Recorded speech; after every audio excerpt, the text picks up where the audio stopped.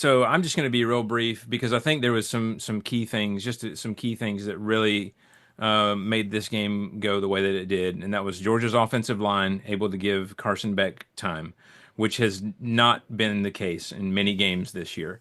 And we've seen that when he's pressured, he makes mistakes, and when he's not pressured, he does look like an elite quarterback when he has time. So I will give him that. If I'm gonna, critique Carson Beck when he's done bad, I will also praise him when he does good.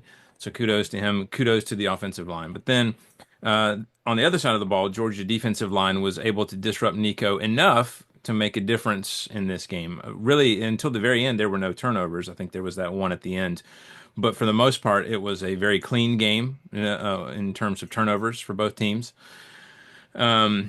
Big plays by receivers in this one, particularly tight end Oscar Delp, who had really disappeared for the majority of this season. He had two touchdown catches in this one, so he kind of reemerged there. Still not a huge fan of Mike Bobo. I will give him praise that he did make the adjustments that he had to make were made, but every now and then, necessity forces him to switch things up, and the fact that their backs were against the wall, most of the running backs were out in this game, forced him to get a little more aggressive and creative. And I think you'll find that that's what we see a lot of times with a Mike Bobo led offense is that it'll be vanilla, vanilla, vanilla, and then you'll be in situations where you're forced to get creative, and he does it. And I'm like, why not just be creative all the time? And then we're not in this situation. But anyways, lots to be done still, but great bounce back game for Carson Beck on the offense. So that's really all I have to say. Matt, what do you got? I don't even know where the hell I need to start, to be completely frank. This game was weird. We sat there and watched the whole first half, Wes, and even at the end of the first half, all three of us were sitting there. Me, you, and Grant were sitting there going, "I don't know where this thing's going." Um, all night I was waiting for the other angle to start kicking in, and it started kicking into the half. After half, third quarter, fourth quarter, there were a lot of kind of things flying around. Um, I want to be very clear about something. Um, I'm fully aware that there were a number of very questionable officiating decisions made in this game. I think an outside observer that is independent of both fandoms would say yes, there were some really bad calls in this game. Incredibly questionable calls, such as a forced fumble that was called an incomplete pass when it was probably supposed to be a fumble. There was a review for 12 men on the field. They went to the camera for that. Never seen that before in my life. All kinds of crazy things. However, I do want to put this out there. You can't blame the refs. Anybody, that's one of Nealon's things way back in the day. General Nealon said you can't blame the refs for a loss. You can't do it.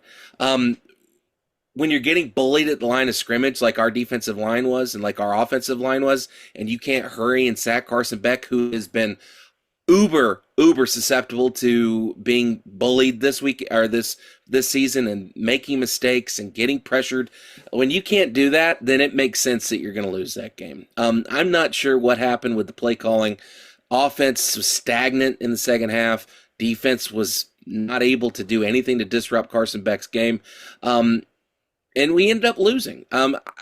Like I said, it hurts. It's incredibly painful because I live in Georgia. And like I said in the opening, Tennessee had a chance here to kind of ice the cake and finally get back into the SEC championship game for the first time since, I think, 2004, I think was the last time they played for the SEC championship or were in the running for it. But again, this UT team has a lot of youth on it. There are a lot of intangibles that we're just not there yet. Heupel still needs his big road win, which we have not gotten yet. That's coming down the pike at some point. And it's a tough road to hoe all around. This is a missed opportunity for Heupel. And I think for this offense or for this team, but at the end of the day, you have to regroup and keep fighting because yes, you're going to need a little bit of help to sneak into the back door of the playoff, which is just a travesty considering we've only got two losses, one to a halfway decent Arkansas team and the other to a pretty good Georgia team, or at least they played good on Saturday. So it is what it is. We just have to keep moving and keep trying to find a way to get wins. Yeah, Jesse, as a neutral observer, what were your thoughts as you watched this game? Yeah, for me, I think, like you mentioned, Wes, this was kind of a redemption game for Carson Beck.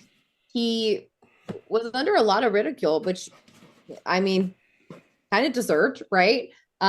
He didn't do well against Ole Miss, obviously had the loss at Bama, but even in the wins, wasn't doing what we thought he was going to do. He was the first SEC player since Matt Corral at Ole Miss to throw 12 interceptions in 6 games. That's not a record that you necessarily want. And he has had his stats kind of fall in every single category from last year. So it seemed like there was a lot of regression. But he did well on offense. It seemed like during the game, not all of the offensive players were clicking and firing on all cylinders. His receivers had like 4 drops. His running backs were only getting about 3 yards per carry. So he was able to, I think, manage the game very well and do what he could in order to handle the pressure and make plays. So I think this was a good kind of confidence booster game for Beck. Maybe we're seeing some coaching that is going to progress him in the direction that he needs. But this was a big deal for him, especially as we start to get to the end of the season and we know that the NFL draft is always looming over these guys. So I think that was big for him. On the Tennessee side, the defense, I think, did a good job. They rose to the occasion. They did most of what they're supposed to do, but the passing offense, it wasn't there. It wasn't there. Iamaliava, he tried, but it wasn't there. I think he, like you mentioned, Matt, he needs some more development. Mm-hmm. He just does. He's a young guy and he needs to get there. So it's it's like if they had a couple more explosive plays for Tennessee, it may have been a Yep. different game.